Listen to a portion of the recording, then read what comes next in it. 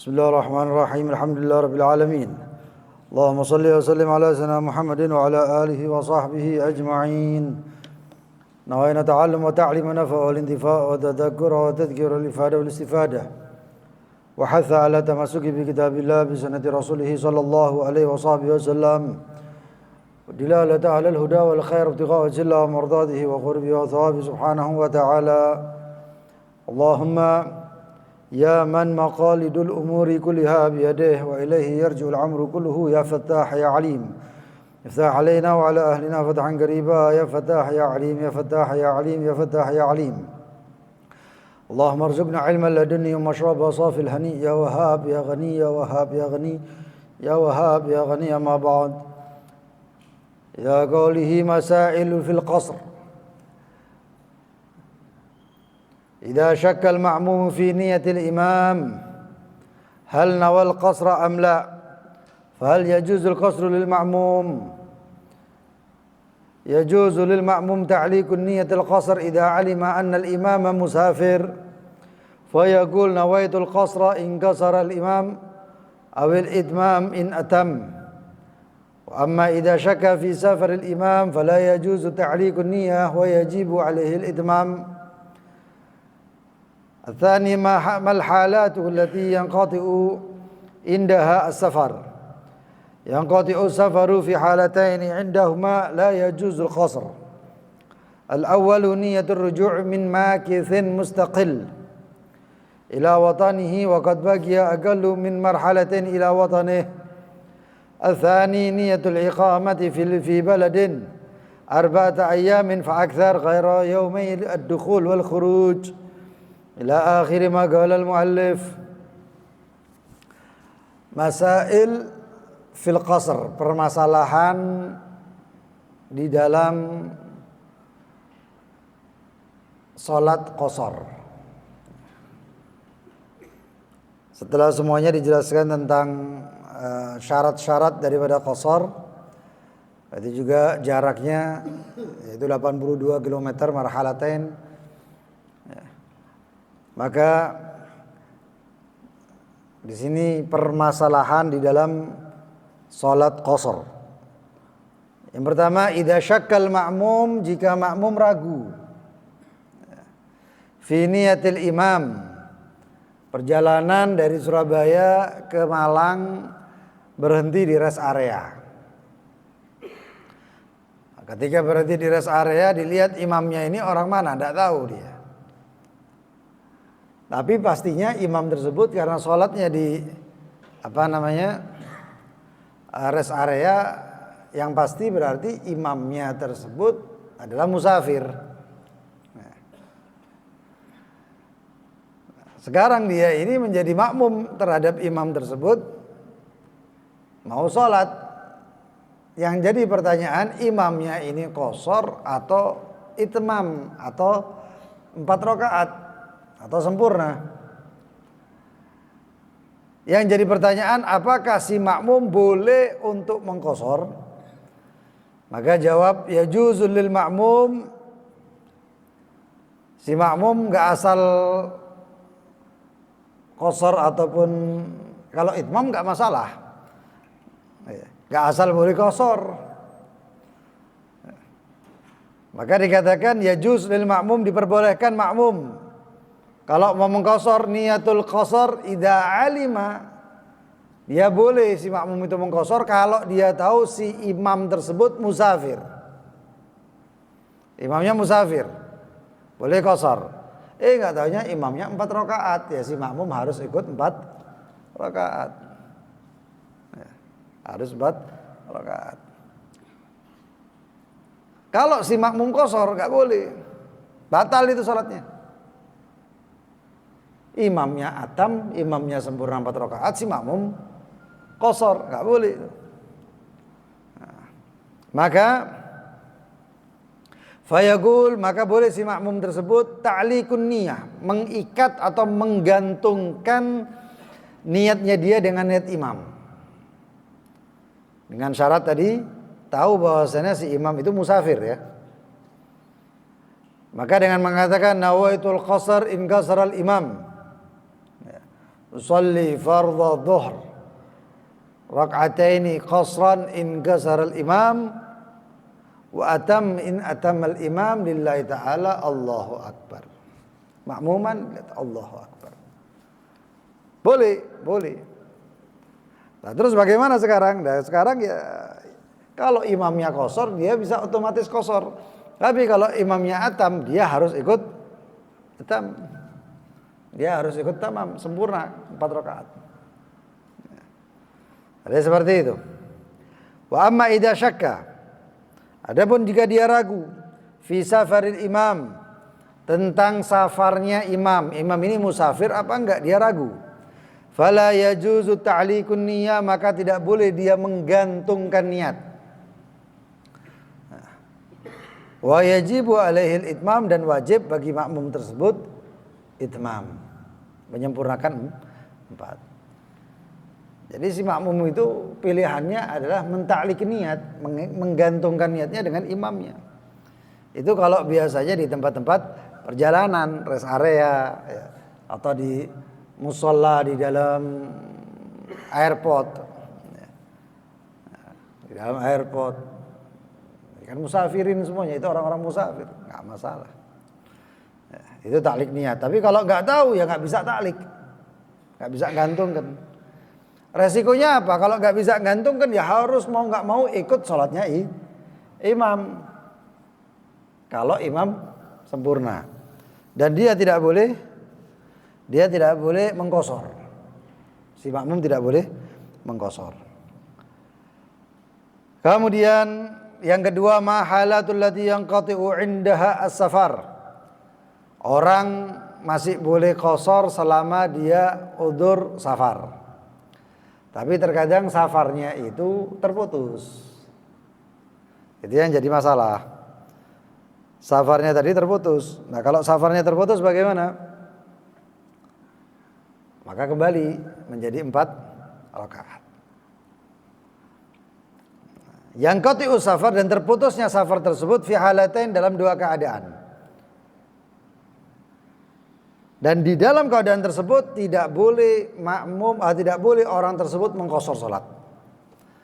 Keadaannya bagaimana? Yang pertama, niyatur ruju', niat pulang. Niat pulang. Min makithin mustaqil, dari orang makith. Makith itu siapa? Orang yang dia netap mustaqil atau perjalanannya dia mandiri. Kalau dia perjalanannya mandiri berarti dia bisa menentukan niatnya dia. Dia bisa menentukan tujuan dia. Itu makith mustaqil, atau orang yang melakukan perjalanannya secara mandiri. Di catatan kaki di sini katakan ay ghair tabi' li ghairi, yaitu orang yang enggak ngikuti perjalanan orang lain. Nyetir sendiri, berangkat sendiri, itu namanya mustaqil. Itu namanya makith mustaqil. Adapun ghair makith mustaqil atau ghair mustaqil, orang yang enggak mandiri itu seperti misalnya perjalanan suami istri. Resikonya kalau suami istri itu si istri misalnya mau pulang niat rujuk, maka safarnya pun tidak terputus. Kenapa? Karena si istri ikut sama suami, nggak bisa apa-apa, jadi ikut. Begitu juga orang-orang yang perjalanan rombongan, ya. Jalanan dari Surabaya ke Tanggul, Adir Hall misalnya, atau ke acara kemana luar kota.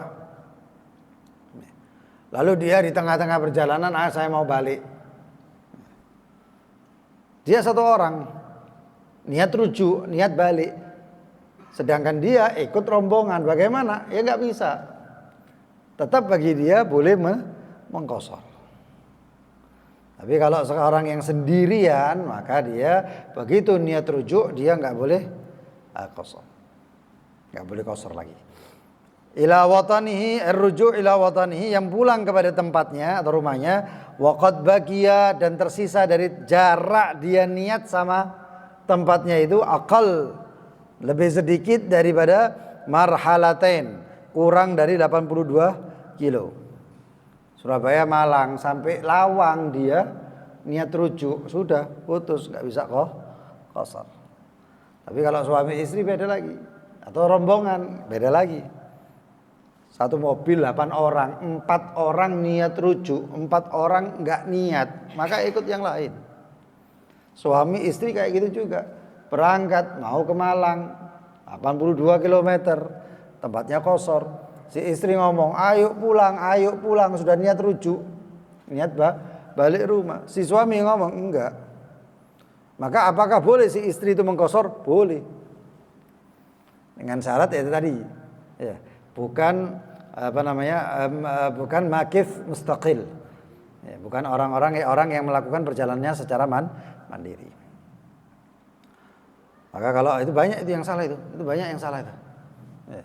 Dia perjalanan niat pulang sudah dekat, ya, biasanya orang-orang kalau biasanya ya, dan itu sering saya jumpai di rest area itu banyak, ya, orang-orang itu ya dari perjalanan misalnya dari Tanggul dan lain sebagainya, itu atau dari luar kota ya, dia sholat maghribnya di di rest area. Nah kalau di rest area itu bagaimana? Ya kita lihat, kalau dia orangnya mustaqil, safar sendirian dan dia sudah niat rujuk, di situ dia nggak boleh qasar. Di rest area tersebut dia nggak boleh qasar. Lalu terus yang qasar bagaimana? Sedangkan dia musafirnya mandiri sendirian. Asal dia nggak niat rujuk nggak masalah.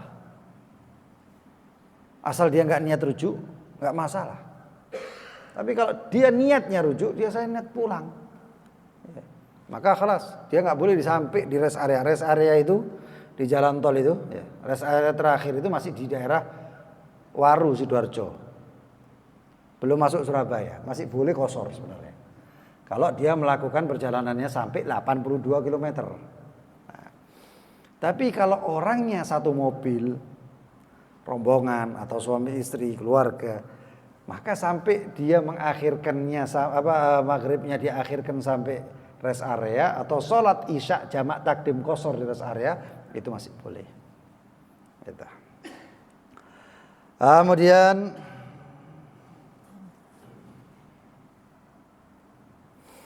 begitu juga orang yang ke tengah perjalanan, ya tadi sudah ya, tengah perjalanan bukan sampai tempatnya enggak, tapi tengah perjalanan dia langsung balik. Ya. Saya mau ke Tuban, Surabaya Tuban berarti lebih 82 lah, ya. Sampai Lamongan, sampai Lamongan masih belum 82. Sampai Lamongan saya berhenti, saya niat balik. Nah, maka di situ juga saya tidak boleh qasar. Kenapa? Karena tujuan saya pertamanya 82, boleh harusnya. Tapi begitu niat balik, maka saya nggak boleh untuk qasar. Itu pernah ditanyakan ya. Itu pernah ditanyakan. Kemudian terputus safar, karena safar itu udhurnya orang bisa qasar itu safar. Ya. Selain safar jarang ada yang namanya qasar. Kalau jamak banyak. Nanti insya Allah setelah qasar ini jamak. Ya. Niatul iqamah, termasuk terputusnya safar itu niat iqamah fi baladin, di satu kota. Arba'ata ayyam, 4 hari. Fa'akthar atau lebih. Ghaira yaumai dukhul wal khurud, yang tidak dihitung adalah hari masuk dan hari keluar. Nah, maksudnya bagaimana? Hari masuk itu kalau sebelum zawal, kalau sudah zawal beda lagi, atau setelah duhur lah ya. Itu beda lagi. Hari itu nggak dihitung. Tapi kalau sebelum zawal, hari itu dihitung. Nah, kemarin sudah pernah kita jelaskan tentang hari masuk dan hari keluar. Nah, orang berangkat masuk ke satu kota, jaraknya 82 km, itu masuknya gobel duhur, sebelum duhur. Ya. Berarti dihitung nggak? Hitung. Sabtu misalnya berangkatnya. Sabtu, Minggu, Senin, Selasa. Selasa tok bolehnya. Bolehnya sampai Selasa.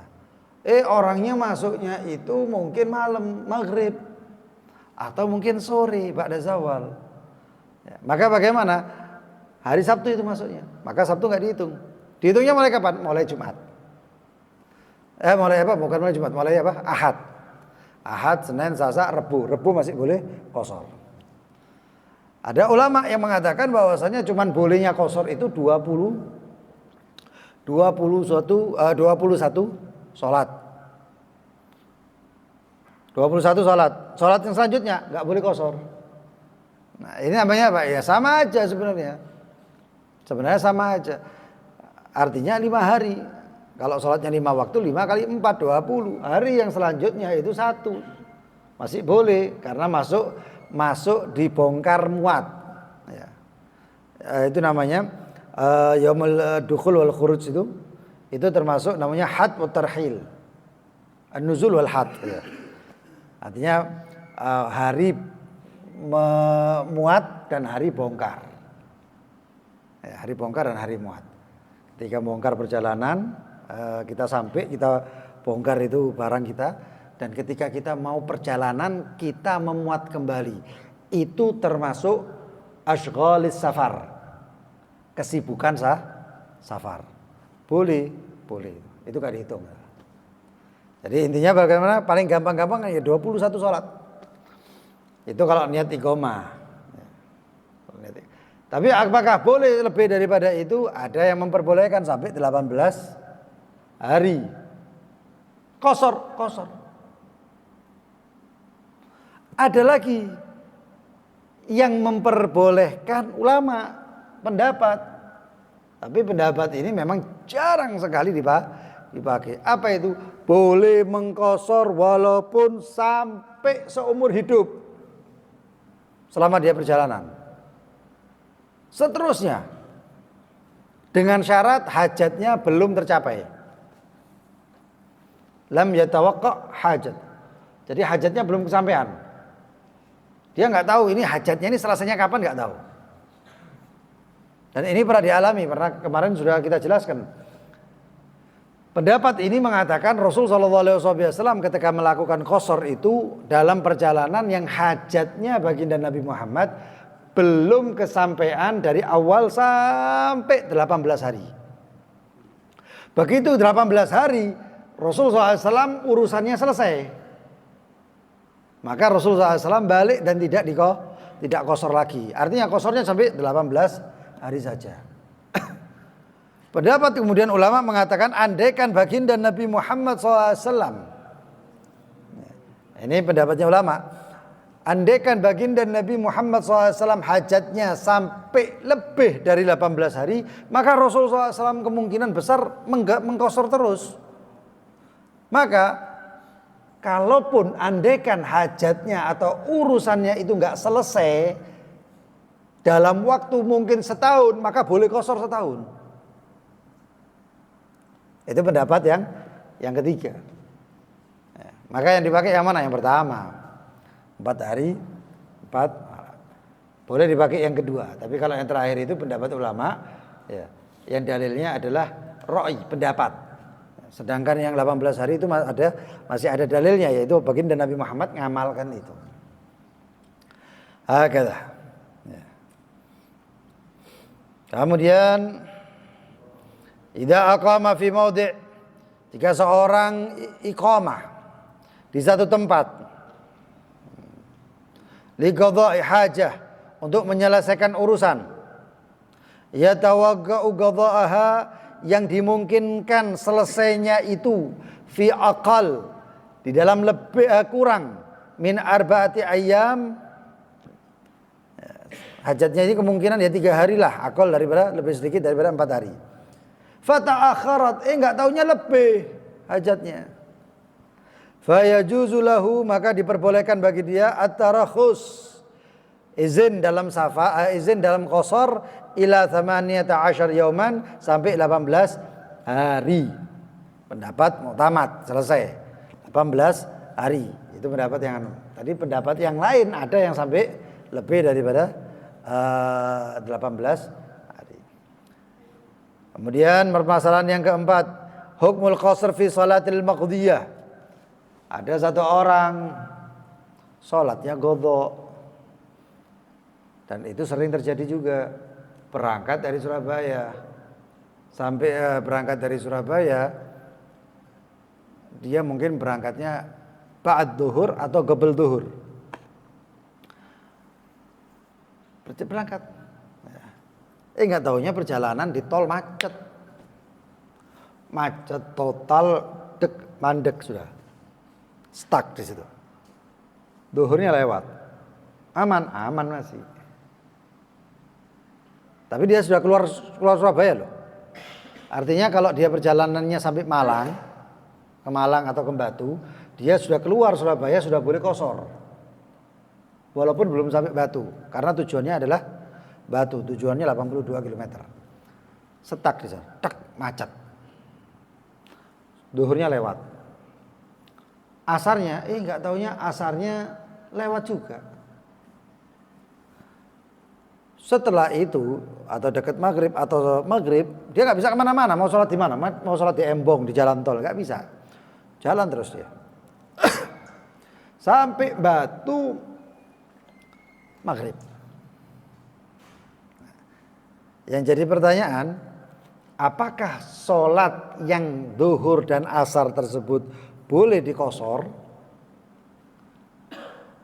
Sini dikatakan yajuzul qasrus salatil faitah, diperbolehkan mengqashar salat yang ketinggalan idza fatathu, jika dia ketinggalannya wa huwa musafir, dalam keadaan musafir.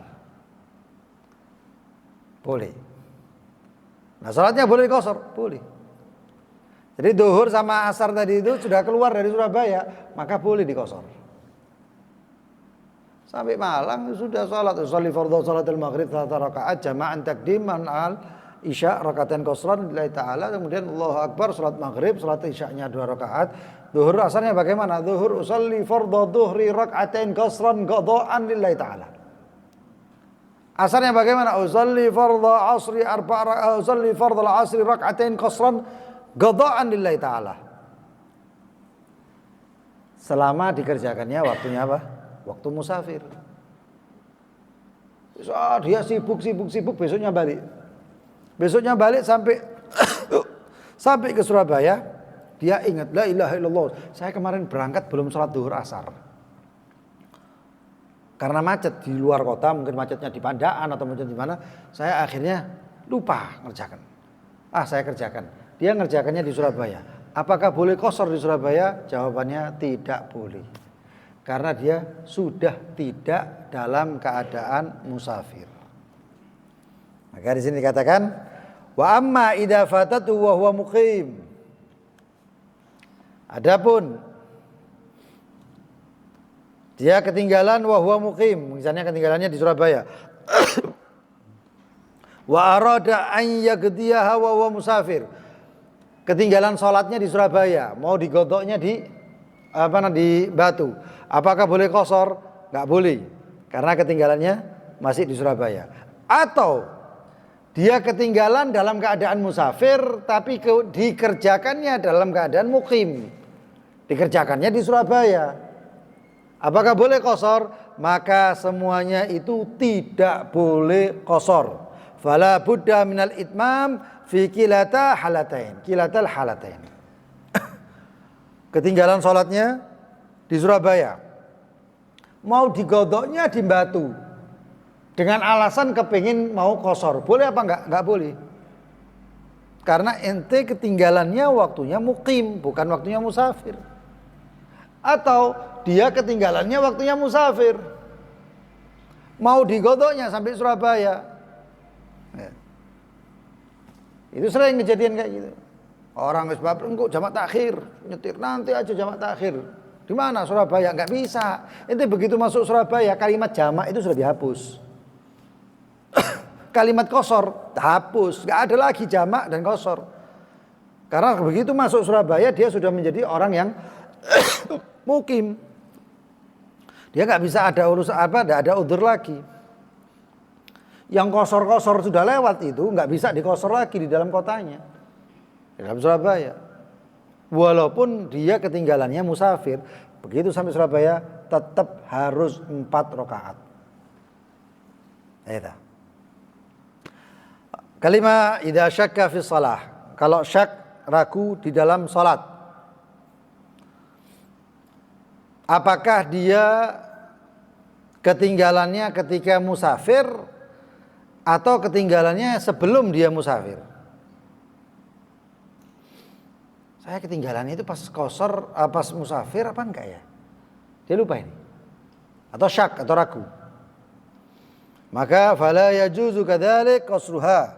Orang yang kayak gini syak itu enggak boleh juga. Enggak boleh diqasar. Kemudian masalah yang keenam, idza kana lima qasidihi tariqan. Ini juga apabila tempat tujuannya itu punya 2 jalan. Ya, sekarang ini kan ada orang mau cari jalan, kalau lewat jalan tol dihitung nggak sampai. Tapi kalau lewat bawah dihitung sampai. Nah. Lalu bagaimana seperti ini? Tawilun wa qasir. Ada jalan pendek, ada jalan panjang. Atau dia itu rumahnya seperti Hadramut itu, ya. Di Hadramut itu jaraknya cuman kota sama kota itu cuman balik gunung aja. Di balik gunung. Kalau sekiranya dari sini ke sini diambil jalan lurus, ya paling 10 kilo. Paling 10 kilo. Tapi harus naik gunung. Jalan selanjutnya agak panjang, muteri gunung tadi. Begitu muteri, dia itu sampai 90 kilo. Maka apakah boleh orang tersebut qasar? Ya, ini pertanyaannya seperti ini. Gambaran pertanyaan seperti itu. Ada jalan yang panjang, ada yang jalan pendek. Wasalaka tawil. Orang tadi mengambil jalan yang panjang. Fahal yajuzu lahu qasrus shalah fihi amla? Apakah orang yang ngambil jalan panjang tersebut boleh mengqasar salatnya atau tidak? Karena kalau diambil pendek dia nggak bisa qasar. Pendek sekali, dekat jaraknya. Maka di sini katakan insalaka hadza tariq li gharadin sahih. Kalau dia melewati jalan panjang ini dengan tujuan yang sahih, tujuan yang dibenarkan. Seperti apa? Saya kalau jalan pendek ini, jalan dekat ini, jalan pendek ini, itu jalannya bahaya. Jalannya curam. Jalannya ngeri. Mungkin ada kutok torik atau ada preman, begal dan lain sebagainya. Auli amni tarik, atau karena ngambil jalan panjang tersebut untuk keamanan perjalanan, fayajuzu lahu qasrus salatu fihi. Maka boleh bagi orang tersebut untuk mengqasar salatnya. Surabaya ke Lawang. Enggak sampai 80 kilo.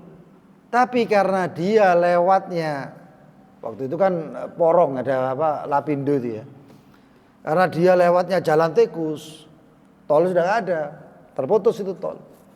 Jadi dia lewatnya mubeng, jalan-jalan dilihat lebih nih, ada tambahan kurang lebih 10 kilo. Ternyata setelah dihitung 82 lebih. Apakah boleh dia qasar? Boleh, walaupun itu lawang. Walaupun itulah lawang. Amma idza kana la gharad lahu. Adapun kalau dia itu mengambil jalan panjang tapi enggak ada tujuannya. Atau tujuannya enggak benar. Seperti apa? Enak lewat sini karena di situ sawah-sawah, pemandangannya enak. Itu berdasarkan gharad sahih. Itu bukan tujuannya safarnya.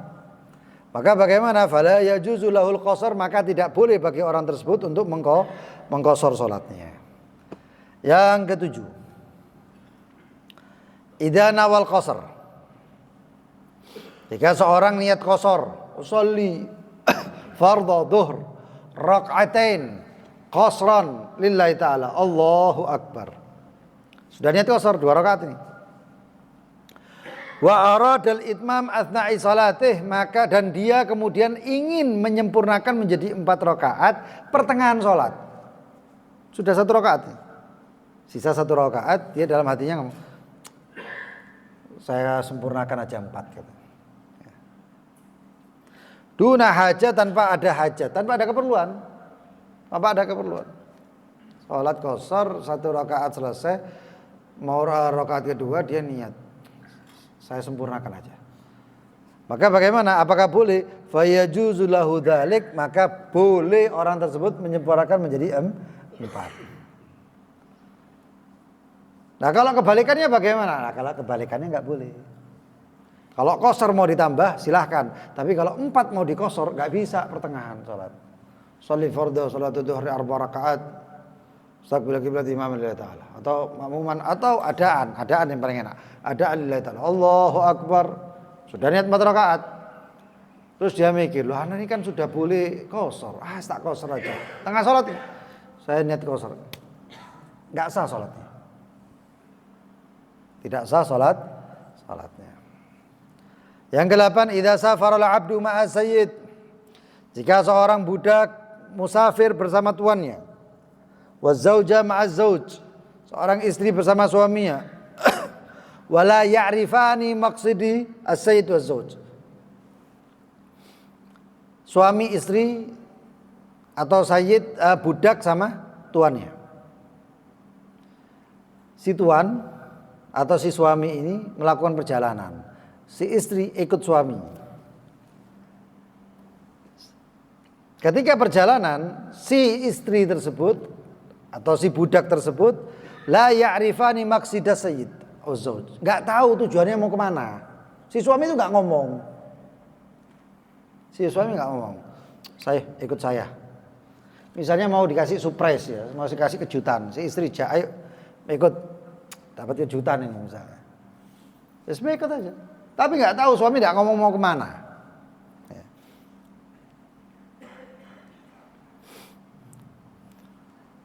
Apakah si istri dan si sayyid itu boleh qashar? Di sini katakan, fala yajuzu lahuma an yatarakhasa, maka tidak boleh bagi orang dua tersebut, si istri dan si budak, untuk mengqashar salatnya qabla mujawazati marhalatain, sebelum sampai 2 marhalah. Sebelum sampai 82 enggak boleh qashar. Nah, sayyidnya bagaimana? Karena sayyidnya tahu tujuannya masih boleh qashar. Selama tujuannya 82. Illa in alima annahu yablughuma. Kecuali sampai tahu si istri dan si budak tadi bahwasanya dia sudah sampai marhalatain. Walaupun ngikut si suami. Contohnya, suami ini ngejak istrinya, mau kemana? Si suami nggak ngasih tahu, tapi si istri ini mau diajak. Terus pokoknya ikut perjalanan. Sampai di rest area pertama, si suami sholat. Nah, sholatnya suami bagaimana? Sholatnya suami boleh qashar. Si suami merahasiakan bahwasanya dia mau berangkat ke Solo atau mau ke Probolinggo. Si istri nggak tahu ini. Si suami berhenti di rest area mau sholat, Allahu Akbar. Walaupun masih 50 kilo atau 40 kilo, selama dia sudah keluar dari Surabaya, maka si suami boleh qashar. Si istri apakah boleh? Nggak boleh. Loh, suaminya boleh, kalau istri nggak boleh, karena istri nggak tahu tujuannya. Istri nggak tahu tujuannya. Begitu perjalanan lagi sampai Probolinggo, anggap aja mau ke Bali lah. Sampai ke Probolinggo, dilihat si suami qashar. Nah, sekarang si istri apa boleh qashar? Dilihat. Kalau si istri tahu bahwasannya dia sudah sampai marhalaten atau 82 km lebih, maka si istri boleh qashar. Walaupun di tempat itu si istri masih belum tahu kalau suaminya mau ke Bali. Tapi sudah sampai 82, si istri boleh qashar. Kurang daripada itu, suami boleh qashar, si istri nggak boleh qashar. Jadi seperti itu. Ini permasalahan-permasalahan di tentang qashar. Dan insyaallah Selasa depan insyaallah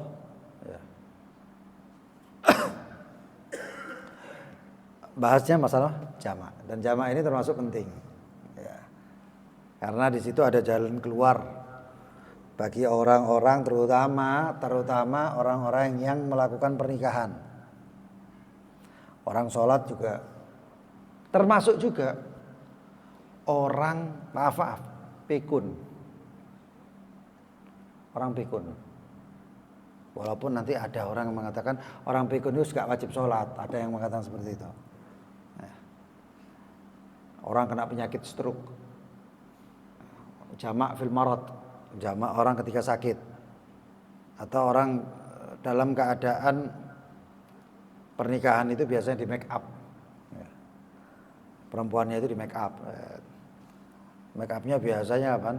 Biasanya make upnya itu mulai maghrib sampai sejam 2 jam itu di make up. Lah sholatnya bagaimana? Itu nanti akan kita bahas di permasalahan jamak baina sholatain, menjamak di antara dua sholat. Mudah-mudahan Allah kasih panjang umur, sehat walafiat semuanya. Ya, bisa ketemu di majelis yang kedepannya. Sama-sama kita baca doa tolak bala dan tolak keburukan-keburukan. Terutama kita hadirkan juga ikhwanuna, saudara-saudara kita di Palestina. Repot mereka, kasihan mereka. Dari Gaza diusir ke Rafah sekarang dihancurkan. Sedangkan negara tetangganya tidak bisa apa-apa. Ya kita doakan, kita minta sama Allah. Mudah-mudahan bala yang harusnya turun dipindah ke mereka orang-orang musuh-musuhnya muslimin yang ada di Palestina. Hadirkan juga keluarga, mudah-mudahan ditolak bala dari mereka semuanya. Orang-orang yang kita kasih semuanya. Amin ya rabbal alamin. Bismillahirrahmanirrahim. Allahumma ya kafiyal bala, ikfina al bala qabla nuzulihi minas sama'. Ya Allah, ya Allah, ya Allah, ya Allah, ya Allah, ya Allah, ya Allah. Allahumma ya kafiyal bala, ikfina al bala qabla nuzulihi minas sama'. Ya Allah, ya Allah, ya Allah, ya Allah, ya Allah, ya Allah, ya Allah. Allahumma ya kafiyal bala, ikfina al bala qabla nuzulihi minas sama'. Ya Allah, ya Allah, ya Allah, ya Allah, ya Allah, ya Allah, ya Allah. ربنا انفعنا بما علمتنا ربي علمنا الذي ربي فقهنا وفقه أهلنا وقرابات لنا أنثى وذكر ربي وافقنا ووافقهم لما ترتدي قولا وفعلا كرما وأهل يا علماء نهضى بالخير ونكفى كل شر ربنا أصلح لنا كل شؤون ربنا كل الديون قبل أن تأتينا رسل المنون واغفر واستر أنت أكرم من ستر وصلاة الله تغشى المصطفى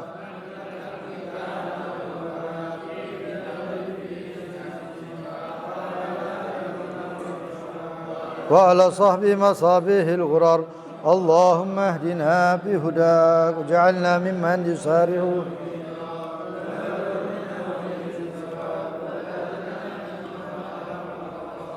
وحسبنا الله ونعم الوكيل ولا حول ولا قوة العلي العظيم صلى الله على سيدنا محمد وآله وصحبه وسلم يا ربنا اعترفنا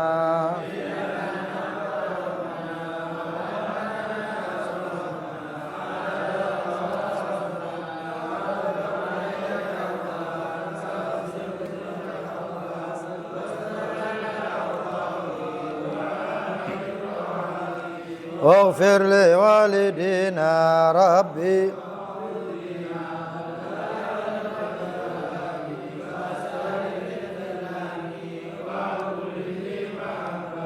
أو جيرة أو صحبة والمسلمين آمين يا ربي أسمع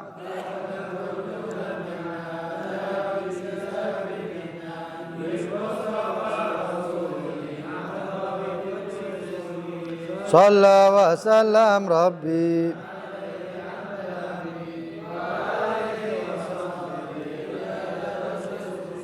والحمد للإله سبحانك اللهم وبحمدك أشهد أن لا إله إلا أنت أستغفرك وأتوب إليك اللهم صل على سيدنا محمد